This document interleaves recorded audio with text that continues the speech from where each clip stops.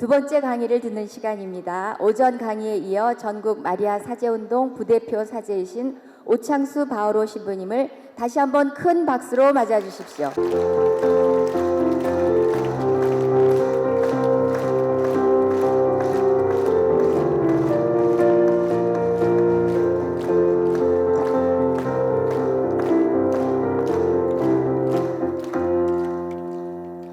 거룩한 마리아 뒤없으신 성심, 거룩한 마리아 뒤없으신 성심, 당신은 빛과 빛과 길이시네. 우리에게 하느님 비추시네. 당신은 빛과 빛과 길이시네. 우리에게 하느님 비추시네. 우리 신부님들, 충직한 신부님들, 또 신실한 교우님들 다 같이 사랑합니다.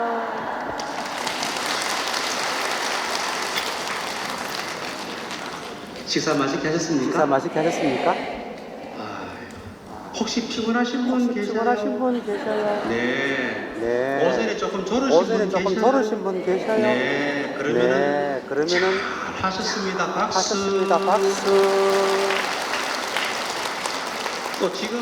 또 지금 시간에도 마찬가지입니다. 혹시라도 피곤하시고 잠이 오고 그러면은 그 주무셔도 됩니다. 왜냐? 성모님 앞에 있는 여러분은 어린아이잖아요. 어린아이는 잘 먹고 잘 자고 뭐 그러면 됩니다. 할 말 계시면은 하시고, 그리고 엄마가 걱정하지 않도록 요 안에만 있으면 돼요. 눈 밖에 벗어나면 부모님들이 걱정하잖아요.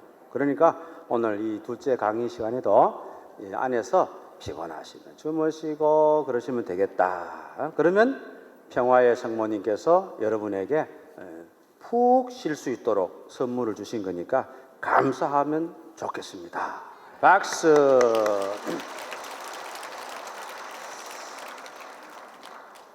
나는 누구인가? 누구죠? 나는 어디서 왔는가? 어디서 왔죠? 나는 어디로 가는가? 여러분 다 아시는 것 같아요? 이거 굉장히 중요한 말씀인데, 아주 유명한 분들이 평생 동안을 나는 누구인가? 나는 어디서 왔는가? 인생은 무엇인가? 이런 걸로 평생을 수련하고 그렇게 질문을 찾고 답을 찾고 그렇습니다. 그런데 여러분 다 알고 계시네요? 어떻게 알았어요? 아하, 주일학교 다니면서 배웠다. 박수. 정답. 여러분 누굽니까? 하느님의 아들, 딸? 여러분 어디서 왔습니까? 하느님에게서. 여러분 무엇을 하고 계십니까? 창조하신 이 땅에서 살고 있습니다. 여러분 나중에 어디로 가십니까? 하늘나라로 돌아갑니다. 우린 다 알고 있네요. 얼마나 복된 신자들입니까? 이게 하느님의 선물입니다. 하느님 감사합니다. 초등학생도 다 아는 이 진리, 이걸 갖다가 우리는 어릴 때부터 한국 사람들은 애기들한테 가르쳐 줬어요. 평화방송에 이제 그 이상재 신부님이라고 저하고 아주 절친인데, 그 신부님이 까꿍 하는 책을 냈어요. 도리도리 까꿍 하는 거. 그거 보면 그게 있어요. 따라해 보세요. 도리도리 뭐라고? 까꿍. 이 말 뜻은 도리, 인간의 도리. 이걸 알아라 이거예요. 어떻게 아느냐? 인간의 도리, 인간이 해야 될 도리는 각 깨달을 각자, 궁극의 깨달음을 얻으라. 누구한테? 애기한테, 갓난 애기한테 도리도리 각궁 하라 이 말이에요. 그 애기가 뭘 알겠어요? 그럼에도 그 아기에게 하느님께서 이 세상에 보내신 이유를 알아라. 이 세상을 살다가 떠나게 될 때 그 목적지까지 다 알아라. 네가 왜 태어났는지, 무엇 때문에 태어났는지, 그리고 이 세상의 삶을 어떻게 살아야 되는지 다 알아라 하는 것을 갓난 애기한테 엄마가, 할머니가, 아버지가 가르쳐 주는 게 도리도리 각궁이다. 박수. 대단한 거 아니겠습니까? 거기에 또 좀 크면은 뭘 가르쳐요? 나는 뭘 가르쳤어요? 묵주기도의 여왕이다. 이걸 뭘 가르쳤어요? 묵지 빠. 다 가르쳐 줬잖아요. 우리나라 사람들한테 다 가르쳐 준 거예요. 애들 노래까지. 그러니까 성모님이 얼마나 우리를 사랑하시는지 알 수가 있습니다. 성모님 감사합니다. 그런데도 오전에 말씀드린 것처럼 많은 사람들이 이래가 계신 예수님을 보기가 힘들어가지고 어디로 간다 했어요. 어디 간다 했죠? 예수님 없는 고상 없는 십자가로 간다 했어요. 또 어디로 가요? 뭐 필요한 거 있나? 줄게. 일로 가신다 했어요. 참 마음이 아픕니다. 그래서 우리가 천주교 작년이죠. 작년에 교세 통계를 보니까 6,832명의 신자가 등록되어 있습니다. 전체 우리 대한민국 인구의 11.4%, 전년에 비해 0.2% 증가했답니다. 서울 전체 인구는 25.4%, 수도권은 55.9%, 우리 천주교 신자들 중에서. 그 다음에 전체 여기 보면 여성이 많아요? 남성이 많아요? 여성이 많죠? 여성이 56.8%고 남성이 43.2%라고 교세 통계에 나왔습니다. 그래서 이렇게 보니까 그것도 서울 수도권에는 신자가 많은 편이에요. 그죠? 그래서 좀 이렇게 희망적입니다. 성모님의 메시지는 희망의 메시지다. 이렇게 보시면 돼요. 그래서 여러분에게도 희망이 있습니다. 성모님 메시지는 겁을 주기 위한 것이 아니라 희망을 주는 메시지다. 어떤 희망이냐? 결론부터 말하면은 성모님의 티 없으신 성심이 성리를 거두는 것. 그리고 예수님의 성심이 사랑받는 것, 험숭받는 것. 그리고 죄인들이 하느님께로 다시 돌아오는 것. 이것이 제2의 성령 강림을 통해서 새로운 시대가 이룩되는 것입니다. 새로운 시대가 완성되는 것. 이것이 성모님께서 파티마 메시지를 통해서 꽃빛 신부님을 통해서 오늘 우리 마리아 사제 운동하는 여러분에게 전해주는 결론입니다. 자, 해볼까요? 자, 다가가라. 내가 없다가 아니고 다 줄게. 다가가라. 그래서 뭐 니끼다.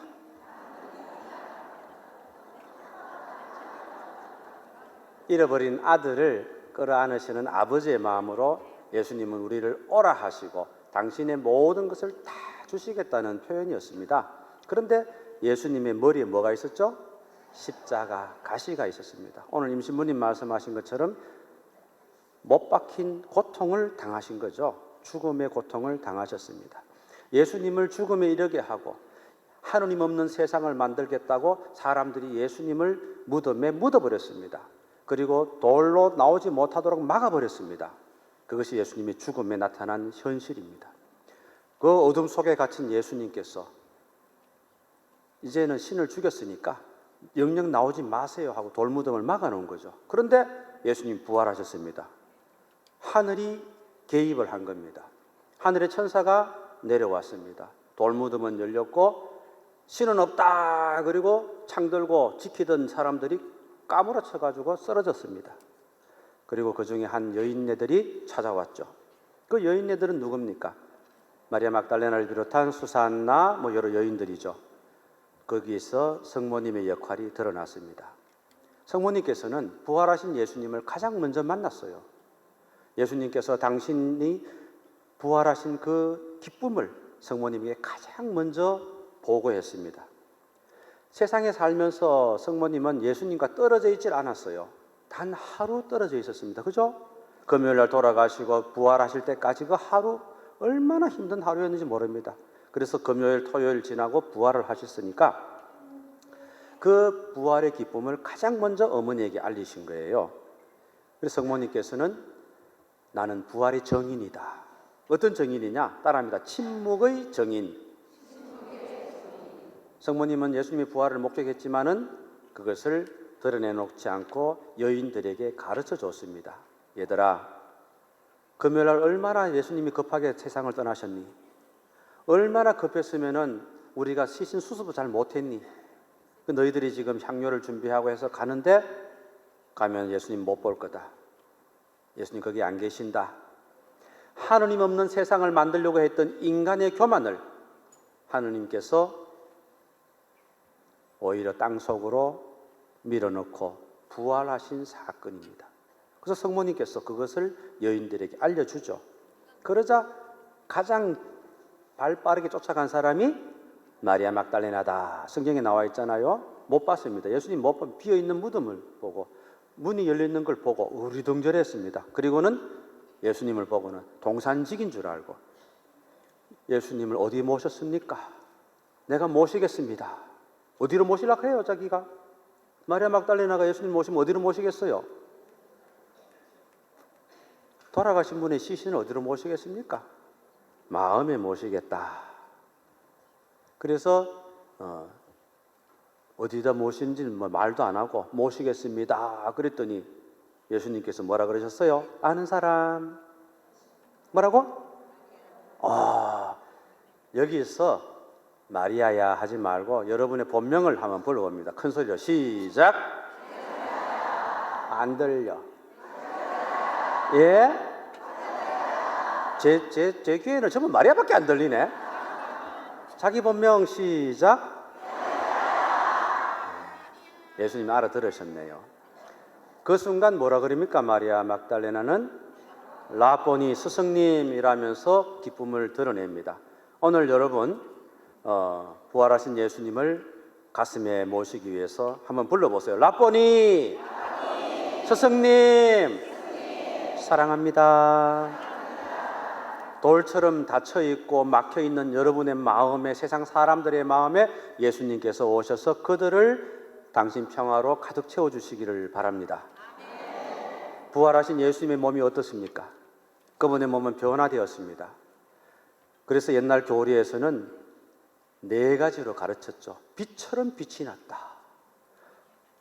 얼마나 빠른지 여기저기 막 나타나신다. 그리고 닫혀있는 곳을 통과하신다. 더 이상 상처 있고 죽는 몸이 아니시다. 이렇게 4가지를 가르쳤습니다. 이거 누구한테 배웠을까요? 임신부님한테 배웠습니다. 박수. 소신학교 다닐 때 열심히 배웠습니다. 그래서 그 4가지의 부활하신 예수님의 몸을 보세요. 빛과 같이 환합니다. 그래서 빛 나는 세상의 빛이다. 빛은 어둠을 이깁니다. 아무리 어둠이 짙어도 빛이 하나 둘 밝혀지면 어둠은 사라집니다. 성모님께서는 빛이신 예수님을 이 세상에 완전히 선하신 예수님을 완전히 핵폭발처럼 원자폭발처럼 확 터져서 온 세상이 빛으로 그리스도의 빛으로 가득 차기를 바라시면서 메시지를 전하셨습니다. 그리고 그 빛은 어둠을 이기기 때문에 우리 마음의 어둠도 이겨내시도록 도와주실 겁니다. 또한 우리는 더 이상 상처 입지 않고 힘들어하지 않아도 됩니다. 예수님이 부활하신 예수님이 그렇게 승리하셨기 때문입니다. 우리는 많은 상처를 받고 삽니다. 제가 받은 상처를 얘기하면은 아마 몇 시간을 얘기해도 모자랄 겁니다. 그런데 봉헌을 하면은 그 상처는 치유가 되고 그 상처는 아름다운 향기가 되어서 하느님께 올라갑니다. 여러분이 받은 상처, 여러분이 받은 고통 모든 것을 다 봉헌하십시오. 누구에게? 그렇죠. 예수님과 하느님께 봉헌하시는 누구를 통해서 할까요? 정답, 박수. 성모님을 통해서 봉헌하시는 겁니다. 그런데 이렇게 좋은 것을 사람들이 잘 안 따라해요. 얼마나 쉬운데 봉헌이 뭡니까? 나를 바치는 거잖아요. 어떻게 바친다고요? 2자. 어이구, 뭐라고요? 그렇죠. 그겁니다. 봉헌은 다른 거 아니에요. 자기에게 맞게 봉헌하는 겁니다. 애기들은 응애응애 하면 돼요. 그죠? 좀 더 크면은 묵주기도 같이 기도하면 되고, 좀 더 성장하면은 성모님의 사업에 함께 하시면 됩니다. 여러분이 아침부터 나와가지고는 어제부터 준비하고 모든 걸 했던 것이 다 봉헌입니다. 봉헌을 하면 가벼워집니다. 행복해집니다. 몸과 마음이 힘들어도 봉헌을 하면은 우리는 하느님의 사람이 되는 겁니다. 이것이 신앙이 주는 힘입니다. 성모님께서 봉헌하라 했습니다. 큰형님이 맏형이 기도하자, 봉헌하자, 그래도 하는 세상인데 성모님께서 시키는데 안 하고 베기겠어요? 그래서 우리는 봉헌하며 사는 삶을 살아야 됩니다. 그런데 교만한 인간이 어떻게 했어요? 교만한 인간들이 하느님을 배제시키고 봉헌하지 않는 삶으로 나아갔습니다. 오히려 하느님처럼 되려고 그렇게 했습니다. 그 첫 번째 사건이 어디 나오느냐? 성경에 나와 있죠. 아담과 하와였습니다. 에덴 동산에서 교만하여 하느님처럼 되고자 했던 그 아담과 하와에 의해서 원죄가 이 세상에 왔고 모든 인류는 죽음을 맞이하게 되었습니다. 죽음을 맞이해야 될 인간은 하느님으로부터 받아서 누리던 지복직관을 비롯한 모든 상존恩寵을 다 잃어버렸습니다. 죄로 인해서 죽음을 맞이해야 되기 때문에 이 세상을 힘들게 살아야 되고 이 세상에서 삶에서 어렵게 살아야 되니까 서로 자기 것을 더 가져가려고 빼앗고 남을 업신여기고 자기를 드러내다 보니까 세상이 아비규환이 되어가고 전쟁이 일어나고 수없이 많은 사람들이 지옥으로 떨어지게 된 것이죠. 메시지에서 그 아이들이 이렇게 얘기합니다. 히아친타가 지옥을 보고 나서 하는 얘기, 루시아가 얘기해 줬구나. 어떻게 얘기했냐 하면 사람들이 지옥으로 우수수 떨어지고 있는데 어떻게 떨어지느냐? 낙엽이 떨어지듯이 지옥으로 떨어지고 있다. 이런 표현을 썼어요. 여러분이 기도하지 않았어. 사람들이 기도해 주지 않았어. 그들이 지옥으로 가고 있다. 그러니까 우리가 봉헌하고 기도해야 되는 이유가 있는 것입니다. 내가 사랑하는 사람들을 구원하기 위해서입니다. 내가 사랑하는 사람들이 더 이상 고통받고 힘들어하지 않도록 그들을 하느님께로 인도하기 위해서, 그들이 마음이 치유되기 위해서 우리가 기도하는 것입니다. 그리고 예수님께서는 이 세상에 오셔서 우리를 구원하시고 십자가에 못 박혀 돌아가시고 부활 성천하셨습니다. 예수님의 그 부활 성천에 대한 것을 우리는 다시 오시는 주님으로 마라나타 하고 기다리고 있습니다. 근데 교만한 인간은 하느님을 또 버리게 되죠. 어떻게? 아담과 하와 다음에 하늘로 올라가겠다고 인간 스스로 바벨 탑을 지었습니다. 끝까지 올라가겠다는 교만이었죠. 그러나 성공했습니까? 실패했습니다. 그 중에 성공했다고 주장하는 무신론자들이 있었어요. 아까 일부에서 강의했던 것처럼 하늘에 올라가서 우주인이 보니까 하느님 없다? 이거 있죠.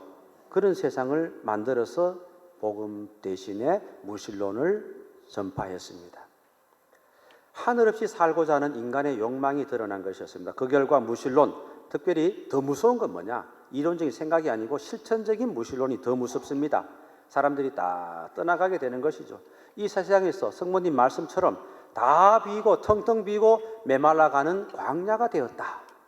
하느님 없이 살고자 하는 인간 욕망이 부른 이 세상은 처음에 창조했던 창조의 세상, 보시니 참 좋았다, 아름다웠다라는 것이 아니라 더 힘든 세상이 되었습니다. 끊임없이 전쟁이 일어나고 남의 것을 빼앗고 인권이 무시당하고 생명이 살해당하고 지옥과 같은 현실이 계속 펼쳐지고 있습니다. 과거에 끝난 사건이 아니라 지금도 이란과 미국, 러시아, 우크라이나, 그건 벌써 몇 년이 지났죠. 그 다음에 이스라엘과 중동 지방의 역사들, 또 각 다른 대륙들의 내란들이 일어나고 얼마나 복잡합니까? 여러분이 잠시 하느님의 마음으로 돌아가서 그 세상을 보십시오. 얼마나 무죄한 아이들이 죽어가는지, 얼마나 죄 없는 사람들이 고통당하고 힘들어하는지. 하느님의 마음으로 보면 가슴 아플 뿐입니다. 그래서 하느님께서 슬퍼하시는 겁니다. 이것을 누가 그랬느냐? 프란치스코 히아친타 루시아가 있습니다. 루시아는 성모님의 발언을 듣고 다 볼 수 있습니다. 그 다음에 히아친타는 말씀을 들을 수 있습니다. 프란치스코는 그러질 못했어요. 루시아 말만 듣고 봤어요. 근데 나중에 루시아가 물어봅니다. 프란치스코 천당 가겠냐? 그래, 간다. 너 묵주기도 많이 해라. 그렇게 얘기했죠. 그래, 죽을 건다. 묵주기도는 많이 해라. 히아친타도 천당 간다. 다 알려줬어요. 그리고 실제로 아이들은 독감이 스페인 독감이 와가지고 죽게 됩니다. 프란치스코는 뭐를 하냐면은 학교에 가서 공부하기보다도 성체 안에 가서 기도하기를 더 좋아했습니다. 어차피 죽을 건데, 곧 죽을 건데 자기의 죽음을 알고 있었죠. 나는 예수님을 더 위로해드리고 예수님과 더 함께 있고 싶다. 그렇게 해서 성체 앞에서의 삶을 드러냈습니다. 그리고 히아친타는 죽기 전에 이런 얘기를 합니다. 루시아에게. 언니, 온 세상 사람들에게 이걸 전해야 돼. 하느님께서는 성모님을 통해서 험송받기를 원하셔. 하느님께서는 성모님의 상처 입은 마음이 회복되기를 바라셔. 온 세상 끝까지 티 없으신 성모님의 성심이 전해지기를 바라고 계셔. 루시아 언니한테 이것을 선포해야 돼. 나는 곧 죽어. 그러나 너는 그 임무를 완수해야 돼. 그리고 죽었습니다. 몇 살짜리가? 7살짜리가. 그래서 성모님께서는 7살, 9살, 10살짜리 애들을 불러놨습니다. 파티마에서. 거기서 무엇을 가르쳤죠? 무엇을 말씀하셨습니까? 세상의 회개를 위해서 하나님께 돌아오라고 요청하셨습니다. 그 아이들에게 또 무엇을 했습니까?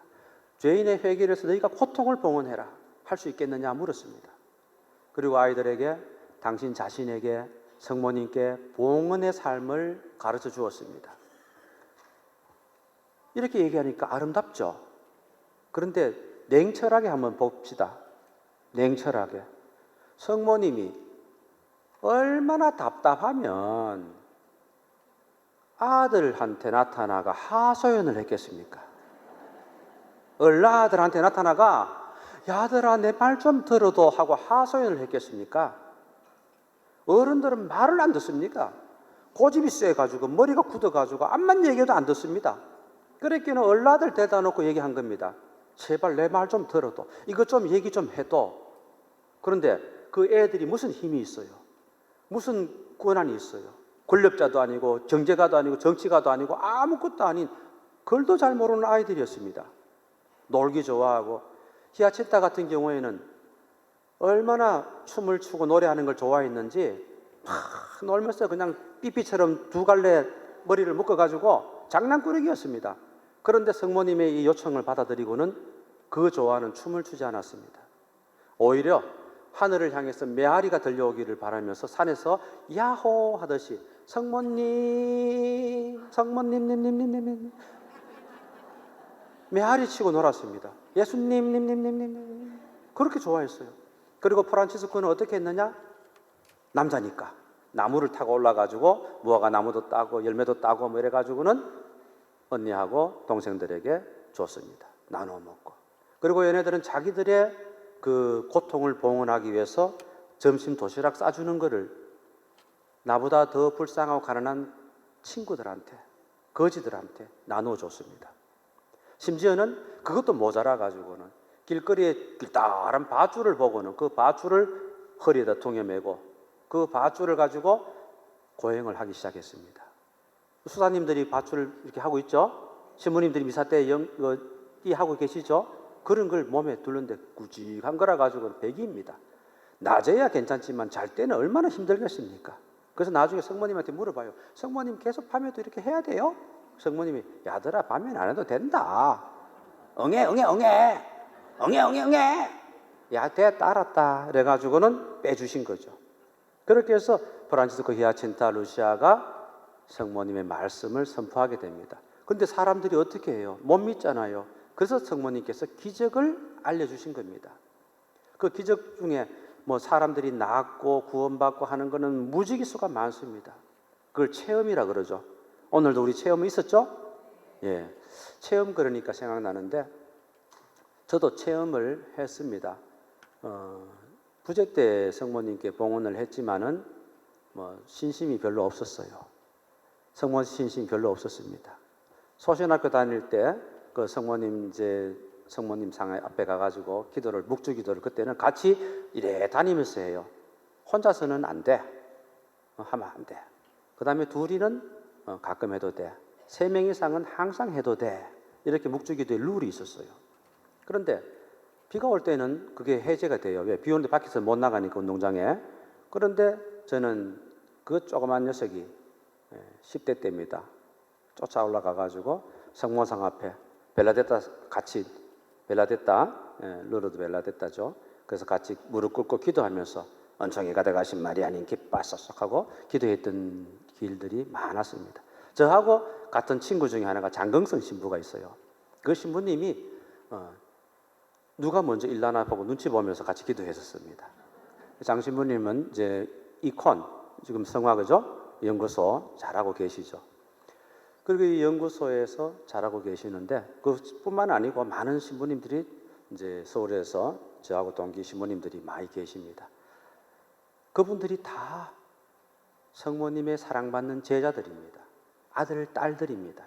사제들이 다 성모님께서 가장 사랑하는 내 아들 이렇게 불렀습니다. 그래서 우리는 성모님께 가기 위해서는 항상 사제를 바라봐야 됩니다. 신부님들을 잘 바라봐야 됩니다. 그래서 신부님들 모시고 어딜 가요? 성지순례 가죠? 저도 그 옛날에 성지순례를 갔었습니다. 2000년대에 갔는데 성모님 성지순례를 하다가 묵주기도 바치고 가는데 옆에서 신부님 왜요? 장미향기가 나요.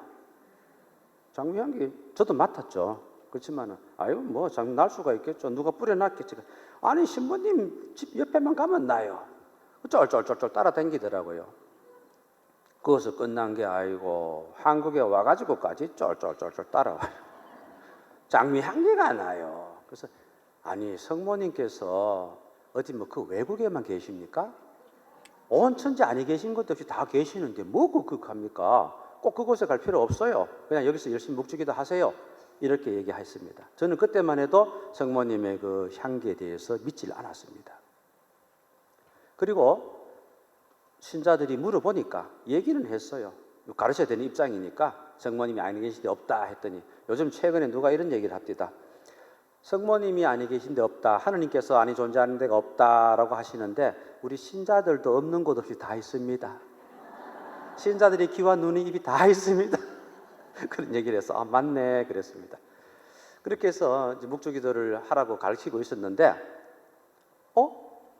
어떤 분이 자매님이 신부님 정말 묵주기도 하면 장미향기가 나요? 진지하게 물어보는 거예요. 그래서 경상도 사투리로 찌라하래. 뭔 소리 하노? 그냥 열심히 기도하셔서 꼭 그런 거 가지고 하는 건 그 기적을 원하는 거를 안 돼. 그러지 마세요. 그냥 냄새가 나면 그런 거 하세요. 뭐 극하냐고. 그러면서 그런 의존적인 미신적인 뭐 발현을 원하는 이런 신앙을 가지지 마라 하고 경고를 해줬습니다. 근데 얼마 있다가 뭐 한 몇 달 지났는지 모르겠는데 갑자기 전화가 와가 신부님 장미향기가 너무 나요 하고 막 소리를 치는 거예요. 그래서 어디 뭐 장미 농원에 갔어요? 아니요. 그럼 어디 뭐 향수집에 갔어요? 화장품집 갔어요? 아니요. 차 안이에요. 차 안에 그러면 뭐 향수 갖다 놔 장미 향수 갖게. 아니요. 남편하고 열심히 묵주기도 하고 있는데 갑자기 향기가 막 진동을 해서 차 세워놓고 지금 전화 중이에요.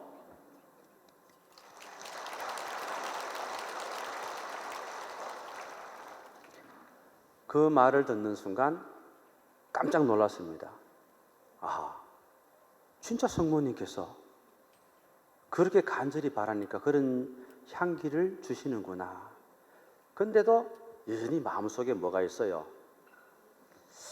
진짜인가? 그때 아마 제가 그것을 진짜로 믿고 막 와 하고 쫓아다녔으면은 모르겠어요. 어떻게 됐는지. 근데 그때도 반반 치킨 했습니다. 예? 반반 치킨하고 다 못 믿었어요. 그리고 세월이 지나갔는데 우리 동기들하고 계속 봉헌했다 그랬잖아요. 봉헌을 하면서 뒤늦게 성모님의 신심을 체험을 하게 됐습니다. 성모님께서는 당신 자신을 삼중으로 표현을 하셨어요. 당신의 미소, 눈, 그리고 당신 모습으로 우리에게 나타나십니다. 실질적입니다. 그냥 성모상이 아니라 성모님의 상을 통해서 당신의 마음을 드러내 주시는 겁니다. 한 번은 최근의 일입니다. 갑자기 제가 발령을 받게 되었습니다. 근데 저는 발령을 받자마자 어디 가야 된다 할 때 예 하고 뭐 순명을 했죠. 근데 속으로는 굉장히 힘들었어요. 왜냐하면은 대구 체나콜로 피전 강의도 준비해야 되고 이 서울에도 와야 되고, 그런데 남은 기간은 뭐 일주일, 이주일밖에 안 돼요. 도저히 내가 감당할 수가 없었어요. 그래가지고 봉헌기도 그때 하고 있는 중이었는데 성모님 딱 쳐다보면서 아이고 성모님 오늘 너무 힘듭니다.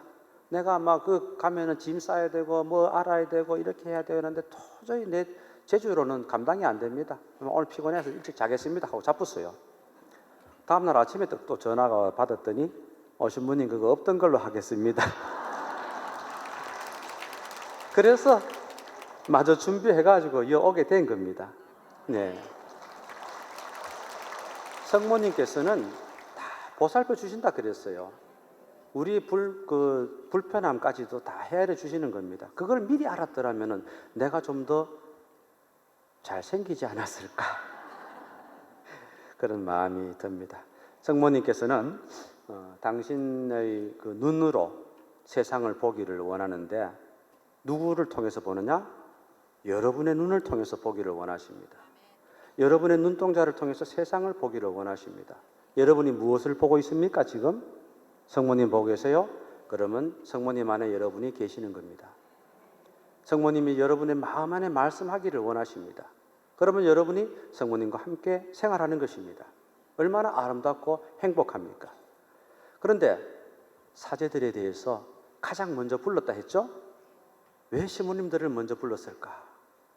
왜 시모님들을 가장 먼저 초대했을까? 생각해 보셨어요? 네, 제가 말씀드리겠습니다. 사제들의 마음은 광야입니다. 봉헌한 아들들아, 너희들이 바로 내가 숨어 지내는 광야이다. 메시지 202번에 나와 있습니다. 성모님께서 숨어 지내는 광야가 사제들의 마음이라 그랬습니다. 예수님께서 세례를 받고 광야에 가셨습니다. 그리고 악의 유혹을 받으셨죠. 그리고 그걸 극복하시고 천사들의 시중을 받았습니다. 성모님께서 우리 마음의 광야로 피신하십니다. 왜? 붉은 용 때문입니다. 묵시록에 나오는 붉은 용, 그 용의 정체는 뭐냐? 붉은 악마, 머리가 7개고 몇 개요? 잘 기억하세요. 머리 몇 개? 뿔이 10개. 상상이 되세요? 머리가 7개나 달렸고 뿔이 10개가 달렸다 했습니다. 그럼 왜 이런 표현이 쓰여졌을까? 머리 7개는 하느님께서 우리에게 주시는 성령의 은사입니다. 성령의 7가지 선물 기억나시죠? 지혜, 통달, 의견, 용기, 지식, 공경, 경외심, 이 7가지의 것을 반대하는 세력이 바로 7머리를 가진 붉은 용입니다. 그리고 그는 10개의 뿔을 가지고 나타났습니다. 10개의 뿔은 뭐냐? 십계명을 거스르는 겁니다. 그래서 나타났는데 그 용이 해산할 여인을 공격하게 쫓아오는 거죠. 그래서 성모님께서 숨어 지내는 광야가 사제들의 마음이다. 202번 메시지입니다. 나중에 한번 보세요. 그럼 사제들의 마음이 어떠냐? 사막과 광야라 그랬습니다. 그런데 오늘 메시지에서 그 광야와 되었고 메마른 사제들의 마음에 정원을 만들고 꽃을 피우시겠다는 것입니다. 그러니까 성모님께서 얼마나 사제들을 사랑하는지 아시겠죠? 사제들은 성모님으로 말미암아 자신 안에서 꽃밭이 됩니다. 성모님을 모를 때는 내가 뭘 해야 됩니까? 모든 걸 해야 됩니다. 내가 돌밭을 치어야 되고 가시밭을 치어야 되고 내가 길을 만들어야 되고 밭을 갈아엎어야 되고. 그런데 성모님이 숨어 들어가는 사제의 마음을 알게 된 순간 내가 하는 것이 아니라 성모님께서 다 알아서 하시는 겁니다. 아까 뭐라고요? 두자? 응애 다 알아서 해주십니다. 얼마나 편한지 모르겠습니다. 그래서 그 밭이 바뀌는 겁니다. 이 밭은 3가지 종류의 꽃을 피웁니다. 어떤 꽃을 피우느냐? 성모님의 꽃, 백합꽃, 나리꽃이죠. 가브리엘 천사가 성모님께 잉태를 알리는 그 성화에 보면은 성모 영보 그 성화에 보면은 천사가 백합꽃을 들고 있습니다. 백합꽃은 순결을 상징하죠. 동정성을 상징합니다. 이 말을 다른 말로 하면은 이방의 우상에게 바쳐지는 것이 아니라 하느님께 온전히 향하고 있다는 봉헌된 존재를 뜻합니다. 백합꽃의 영성적 의미는 따라합니다. 혼합되지 않는 마음. 무슨 마음? 예, 하느님께 봉헌된 마음이기 때문에 혼합된 것이 없습니다. 그래서 마리아 사제 운동의 영성도 혼합하면 된다, 안 된다? 예, 안 됩니다. 오직 성모님의 마음을 가지고 살도록 돼야 됩니다. 이것이 백합꽃의 화환입니다. 그 다음에 장미꽃 화환이 있어요. 그죠? 장미꽃이 훨씬 많네요. 장미꽃은 사랑의 꽃이죠. 근데 아까 아침에 보니까 누가 장미꽃을 들다가 가시 찔렸어요. 아야! 하는 소리를 제가 들었습니다. 아마 그분께서 그 순간에 가시에 찔렸다고 굉장히 짜증을 낼 수 있었어요. 근데 지금 이 순간에 어떨까? 봉헌, 고통을 봉헌하라. 그랬기 때문에 아마 그때 아이고 미안하다 싶어가지고 봉헌할지도 몰라요. 사랑은 고통이 따릅니다. 맞아요? 틀려요? 어떻게 알아요? 아, 사랑을 하시니까. 그렇죠. 사랑은 고통이 따릅니다. 예수님이 가시관 쓰신 이유가 뭐예요? 고통입니다. 우리를 인간을 너무나 사랑하시지만은 당신 고통을 가시관으로 통해서 보여주시는 거죠. 십자가에 못 박힌 모습으로 보여주시는 겁니다. 우리를 사랑하기 때문에. 그런 예수님께서 사제들을 부르셔서 사랑의 장미꽃을 피우라고 성모님께서 일러주시는 거죠. 신자들도 이 꽃을 피워야 됩니다. 여러분이 오늘 전부 다 장미꽃을 봉헌하셨죠? 예. 장미꽃을 피워라. 예수님의 사랑의 꽃을 피우라. 형제를 드러내라. 어느 누구도 비판하거나 단죄하지 마라. 누구도 단죄하지 마라. 누구도 비판하지 마라. 누구도 험담하지 마라. 뒷담화 까지 마라. 그 얘기입니다. 그러면 어떻게 그래 살 수가 있어요? 우리가 살다 보면은 뒷담화 까는 맛으로 차 마시고 노는데, 예? 얼마나 재밌는데 즐겁고 남이 흉 보면은 막 하지 말았겠어요. 그래서 왜 그러냐? 뒷담화 까고 남 비판하고 험담하는 것은 결국은 예수님 말씀대로 네가 단죄하는 대로 판단하는 대로 그렇게 받을 거기 때문에 우리도 그렇게 하나님 나라에서 단죄 받을 수 있잖아요. 그래서 주님 저를 용서해 주소서 하고 주님의 기도를 바치고 우리가 미사 때 내 탓이요 하는데 남을 비판하면 되겠어요? 안 되는 겁니다. 그래서 우리는 성모님 메시지에 보면은 그 형제적 사랑이 드러나 있습니다. 남을 비판하지 말아야 됩니다. 아가서에 보면은 성모님께서 왜 이 백합꽃, 나리꽃의 주인공인지 얘기가 되죠. 아가서 2장 1절에 보면 나는 사론의 수선한 골짜기에 피어난 나리꽃이랍니다. 솔로몬의 여인 술람미가 솔로몬의 왕의 간택을 받은 다음에 말씀하신 거예요. 성모님께서 하느님의 간택, 성부의 간택을 받았습니다. 그때 성령께서 내려오셨죠. 가브리엘 천사가 뭐라 그러죠? 은총을 가득히 받은 이렇게 은총을 가득히 받은 이여 기뻐하여라 그랬습니다. 성부 하느님의 간택을 받았는데 성령께서 너를 덮으실 것이다. 그래서 동정으로서 아기를 낳았어요. 신기하지 않습니까? 동정으로 아기를 낳았다. 이런 것들은 나중에 또 어떻게 시간이 되면은 더 말씀을 드리도록 하겠습니다.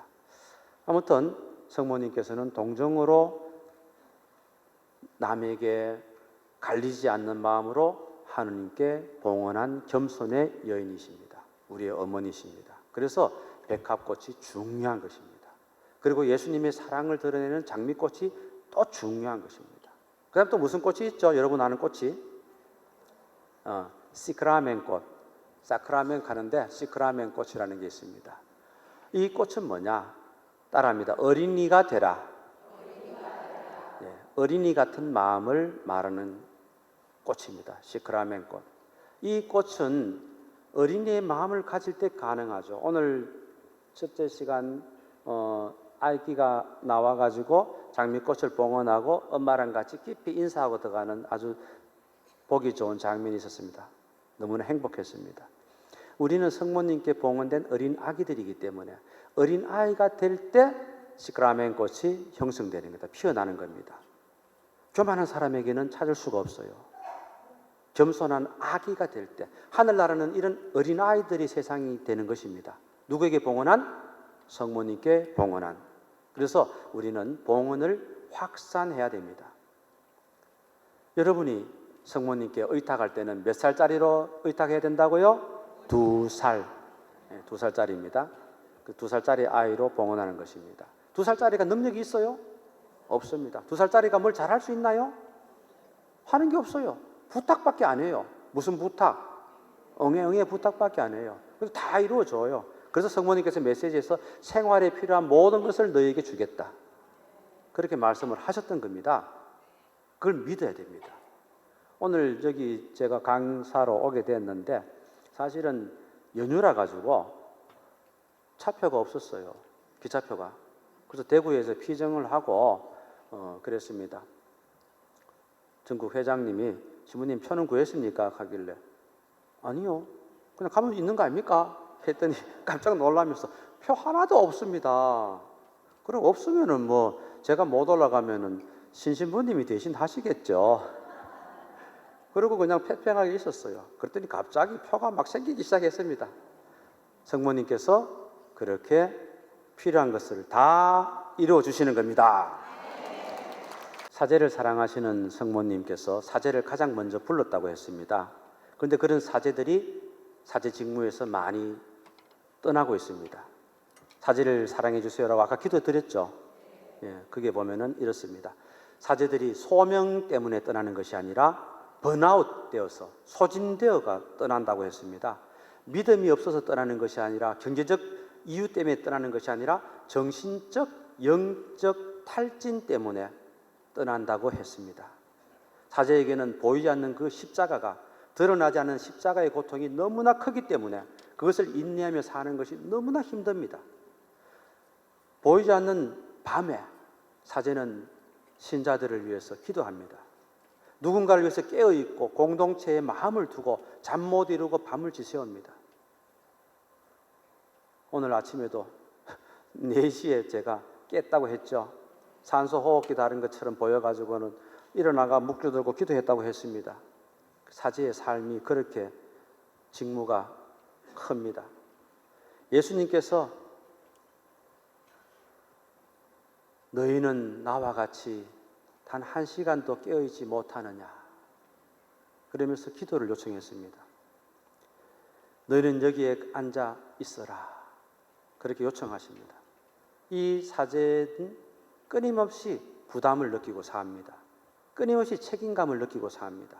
강론 준비를 할 때 신자들에 대해 어떻게 반응할지, 공동체 유지를 해야 되는데 공동체 신자들이 나오지 않을 때 그 압박은 어마어마할 것입니다. 사제는 단순한 관리자가 아니라 영혼을 짊어지는 존재이기 때문에 그렇습니다. 그런 사제가 상처를 받습니다. 비판받고 험담당하고 그리고 공동체에서 떨어져서 혼자 고립되고 외로움을 견디고 살아가고 있습니다.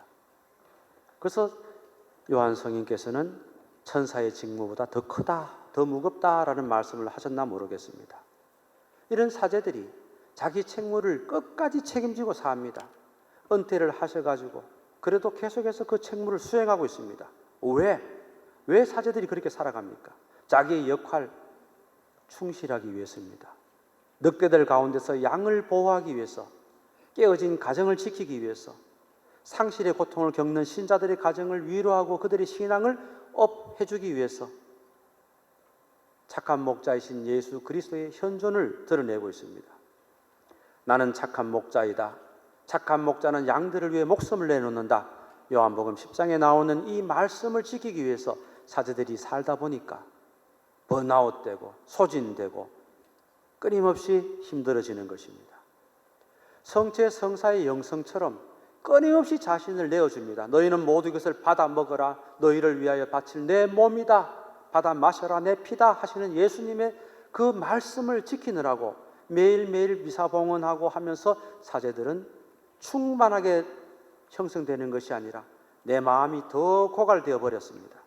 그래서 그 마음 속에 인간적인 고민과 번뇌, 공허함이 더 커지는 것입니다. 그런데도 왜 사제들은 끊임없이 그렇게 사제직을 지키고 유지하고 있을까? 왜요? 바로 당신 때문에 그렇습니다.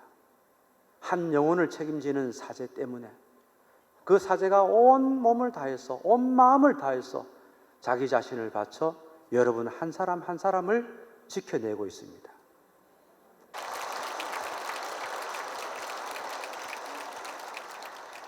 그런 사제들이 성모님 안에서 위로를 받지 못하게 될 때, 교회 안에 위로를 받지 못하게 될 때 어디로 가겠습니까?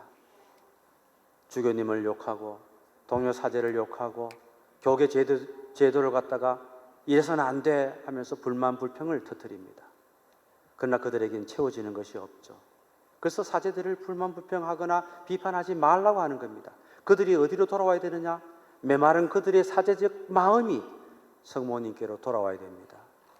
그곳에서 꽃을 피우게 될 것입니다. 성모님 안에서 성장할 것입니다. 수십 년이 지났습니다. 여러분이 체나콜로를 알게 된 것이 얼마나 오래됐습니까? 아마 초창기부터일지도 모르겠습니다. 그러면 지금 나오신 분도 있을 수 있습니다. 저희가 대구에서 공부하고 있을 때 고피 신부님이 대구를 방문하셨습니다. 그때 손 신부님 동기니까 같이 갔습니다. 가가지고는 말씀도 듣고 그랬습니다. 그때만 해도 마음에 절실히 다가오지 않았습니다. 왜? 이해를 못 해가지고, 오해를 해가지고. 그리고 사제 모임에 갔는데 신부님들이 이런 얘기를 했습니다. 곧 세상 종말이 온다. 성모님 메시지가 그렇다.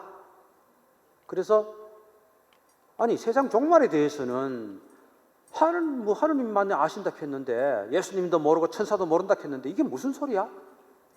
그러면서 마음이 삐뚤어져 가지고는 아이고 쓸데없는 사적 계신갑다. 그러고는 안 나가게 됐습니다.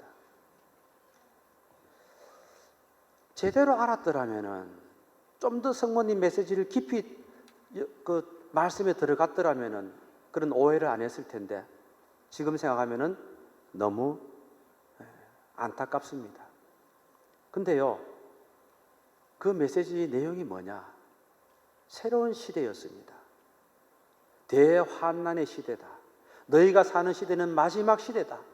너희는 묵시록의 시대를 살고 있고 너희는 마지막 사도이다. 그 말씀을 못 알아들었습니다. 악의 세력이 무너지고 붉은 용의 세력이 꺾여버리고 새로운 세대가 온다는 거였습니다. 세상 종말이 아니라 하느님을 떠난 인간, 바벨탑에 오르려고 했던 인간, 교만으로서 하느님을 거역했던 인간의 역사가 선으로 그리스도의 자비로 하느님의 사랑으로 온 세상에 빛처럼 번져나가서 모든 사람들이 선한 사람이 되는 그때에 이 세상의 악은 사라질 것이다. 그때가 바로 새로운 시대다. 그날이 올 거라 했습니다.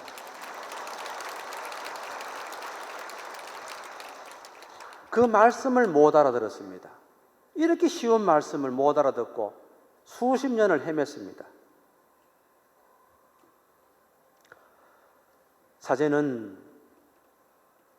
많은 사제들은 자신을 소진해 나가면서 힘겹게 살고 있습니다. 개인의 문제가 아니라 이 시대가 겪고 있는 영적인 위기를 사제들도 겪고 있습니다. 사제들이 지치기 시작하면 그 스트레스와 고통이 어디로 간다고요? 주교님이나 교회 제도를 향하게 되고 때로는 정치적으로 향하게 됩니다. 그러나 우리는 알고 있습니다. 이제 알고 있습니다. 이제 알았습니다. 그렇게 되면 안 된다는 것을, 방향이 틀렸다는 것을, 주교님을 위해서 기도해야 되고 교황님을 위해서 기도해야 되고 교회를 위해서 기도해야 되고 그렇게 해야 된다는 것을 뒤늦게 깨달았습니다. 정치적 방향으로 가서는 해결할 수가 없습니다. 그리스도께서는 정치를 통해서 개혁을 하려는 개혁자가 아니었습니다. 그분은 당신 사랑을, 당신 몸을, 당신의 모든 것을 인류를 위해 내어놓으신 하나님의 자비였습니다. 용서의 원천이셨습니다. 그래서 우리는 그리스도께로 돌아가야 됩니다. 사제는 제2의 그리스도라고 하는데 예수님처럼 온전히 내놓는 사랑으로 살아야 되는 것입니다. 사랑의 완성자가 될 때, 모든 사제들이 그리스도를 닮아서 사랑의 완성자가 될 때 이 세상에는 정말 성모님께서 원하시는 정원의 꽃이 활짝 피지 않을까 생각해 봅니다.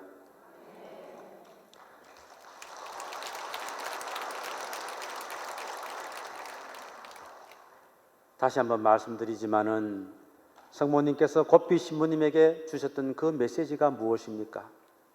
파티마의 정신을 새롭게 사는 것입니다. 세상은 두 방향으로 나아갔습니다. 하나는 공산주의고 하나는 실천적 무신론이라 했습니다.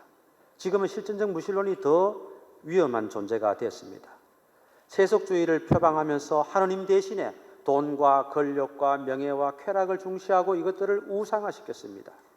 우리가 보았던 공산주의, 실체적 무신론의 공통점은 뭐냐? 하느님 없는 세상을 만드는 것입니다. 하느님의 자리가 사라지면 무엇이 빕니까? 뻐끔하게 빕니다. 하느님은 누구라고요? 하느님은 사랑이십니다. 사랑이 사라지는 것입니다. 사랑이 사라진 자리에 정오가 생기고 교만이 세상을 싹트고 악이 자라나게 되는 것입니다. 성모님께서는 다시 하느님의 사랑이 차지할 수 있도록, 자리 잡을 수 있도록 마리아 사제 운동을 일으키셨습니다.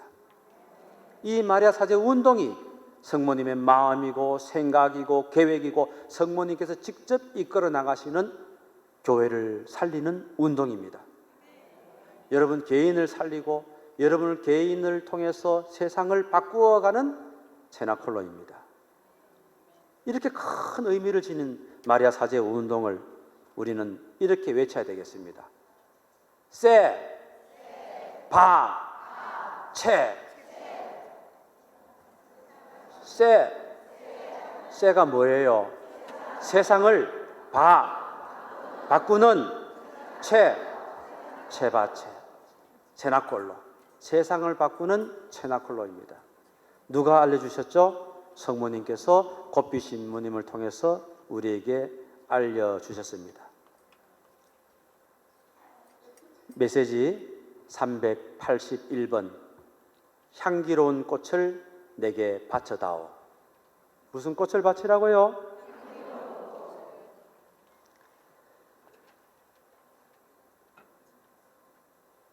자기를 비우는 것. 이것은 고삐 신부님에게 말씀하셨습니다. 너는 아무것도 아니다.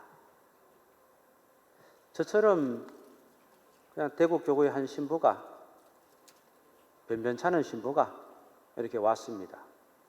그리고 두렵고 정말 떨리는 마음으로 이 자리에 서 있습니다. 과연 잘할 수 있을까? 성모님이 원하시는 그 말씀을 잘 전달할 수 있을까?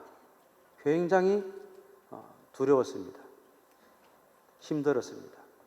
근데 이제 마칠 시간이 다 돼가니까 너무 기뻐요. 이야, 점점 홀가분해집니다. 예, 너무 좋습니다. 와, 이제 드디어 이 짐을 내려놓게 됐구나, 그런 생각이 듭니다. 그런데 내일 모레 또 아까 어디 간다 했죠? 죄송합니다. 원주교구입니다. 원주교구에 가게 됩니다. 예, 그리고 제너콜로가 확산되기를 기도해야 되겠습니다. 성모님께서 이렇게 말씀하셨습니다. 메시지 37번에서 따라 하십니다. 더 많이 기도하고, 더 많이 사랑하고, 더 많이 희생하고, 봉헌하라. Your prayer, 너의 기도, Your sorrow, 너의 고통, Your trust in me, 나에 대한 의탁, 이것을 강요하셨습니다. 고통을 봉헌하고 기도하고 성모님께 의탁할 때 우리는 마리아 사제운동이 성모님 말씀대로 확산될 것입니다. 여러분이 바치는 기도는 겟세마니 예수님의 기도입니다. 여러분이 바치는 작은 고통들은 십자가를 지신 예수님의 고통에 같이 하는 것입니다. 여러분이 의탁하는 것, 여러분이 성모님께 맡기는 것, 응애응애하고 맡기는 것, 그것은 예수님께서 십자가에 못 박혀 돌아가실 때 엘로이 엘로이 레마 사박타니라고 외쳤던 예수님의 성부께 대한 의탁입니다. 사제는 예수님의 제자로서 의탁하시, 여러분은 성모님의 아들, 딸로서 의탁을 하셔야 됩니다. 그렇게 맡길 때 이 세상은 성모님의 마음으로 변화될 것입니다. 메시지 131번, 성모님께서 가꾸시는 정원은 성모님의 계획 안에 창조된 만물이 집약되어 있는 곳입니다. 성모님과 더불어 영원한 찬미가를 하느님을 향해 부르는 곳입니다. 성부께서 큰 영광을 누리게 되실 겁니다. 성모님이 여러분의 마음으로 피난처를 정하셨습니다.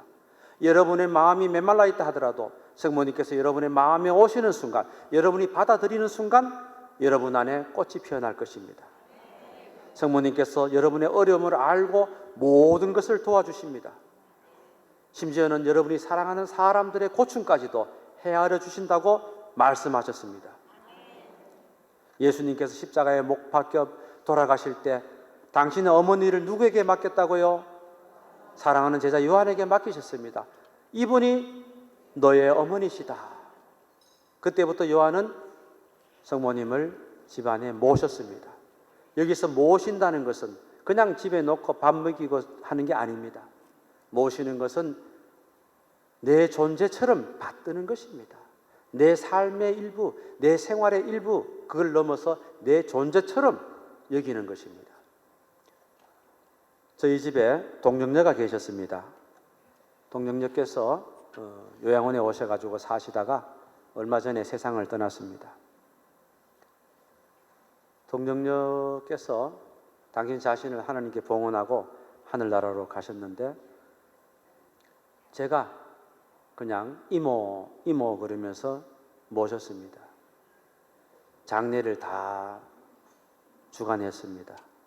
임종의 순간에 가서 옆에 앉아서 1시간, 2시간 묵주기도를 바치면서 예수님의 고통을 같이 묵상했습니다. 예수님께서 십자가 지심을, 지금 동정녀가 짊어지고 있는 죽음의 고통을 같이 묵상하면서 바쳤습니다. 빛의 신비도 같이 묵상하고 영광의 신비도 묵상하고 하늘나라의 올림을 받으신 성모님처럼 동정녀께서도 하늘나라의 불림을 받을 것입니다. 어머니를 믿고 같이 기도합시다. 이렇게 해서 기도를 다 바치고 몇 시간을 바치고 하루, 이틀, 3일 그러다가 임종을 하셨습니다. 그 돌아가시고 나서 빈 자리가 크다랗게 느껴졌습니다. 제가 저 핏줄도 있는 것도 아니고 그냥 동정녀이기 때문에 같이 모시고 있었는데 그랬습니다. 이런 마음이 사제의 마음입니다. 이런 마음이 여러분 한 사람 한 사람에 대한 모든 신부님들이 가지고 있는 마음입니다. 그러니까 사제를 사랑해야 되겠어요? 안 되겠어요? 박수 한번 쳐주세요. 우리 신부님들 감사드립니다.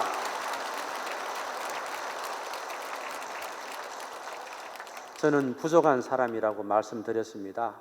유명한 유튜버도 아니고 연예인처럼 잘생긴 것도 아니고 그냥 평범한 한 시골 신부입니다. 그런데 저를 통해서 성모님의 말씀이 전해지셨다면 감사드립니다. 아침 일찍부터 이 자리에 오셔가지고 여러분의 고통을 봉헌하신 것 성모님께서 받아주실 것입니다. 마침 기도 바치겠습니다. 성부와 성자와 성령의 이름으로 성모님, 저희 사제들을 당신의 티 없는 성심 안에 받아주소서. 저희 신자들을 메마른 성심 안에 정원의 꽃이 되게 도와주소서. 저희가 백합처럼 순결하고 장미처럼 아프지만 사랑하며 시크라멘 꽃처럼 작은 어린이가 되어 정원을 가득 채우게 해 주소서.